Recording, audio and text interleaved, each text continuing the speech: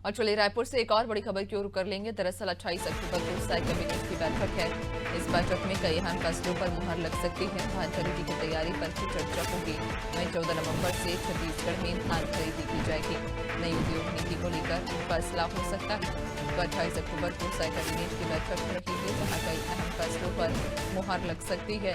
धान खरीदी की तैयारियों पर भी चर्चा होगी। तो वहीं 14 नवंबर से छत्तीसगढ़ में धान खरीदी की जाएगी। कई नई उद्योग नीति को लेकर भी फैसला संभव है।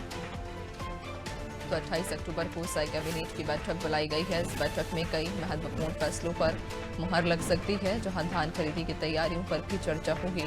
तो वहीं 14 नवंबर से छत्तीसगढ़ में धान खरीदी की जाएगी। आपको बता दें कि नई उद्योग नीति को लेकर फैसला इस बैठक में हो सकता है।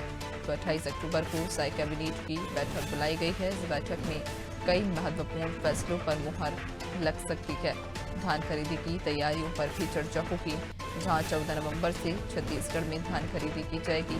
नई उद्योग नीति को लेकर भी फैसला संभव है।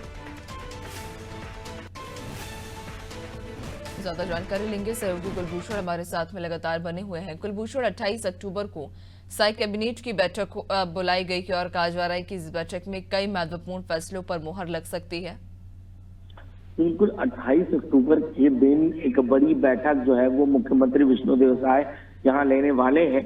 कई अहम मुद्दों पर यहाँ पर चर्चा होगी, क्योंकि काफी लंबे समय से जितनी भी वो बैठक लिए हैं, सभी में उन्होंने अलग अलग विषयों पर वहां पर चर्चा की थी। सभी का एक दिशा निर्देश देकर एक निश्चित समय तक का एक अवधि जो उन्होंने दिया था। अब जो कि 28 अक्टूबर को जो बैठक होनी है, उसमें कई अहम चीजों पर वहां पर चर्चा की जाएगी।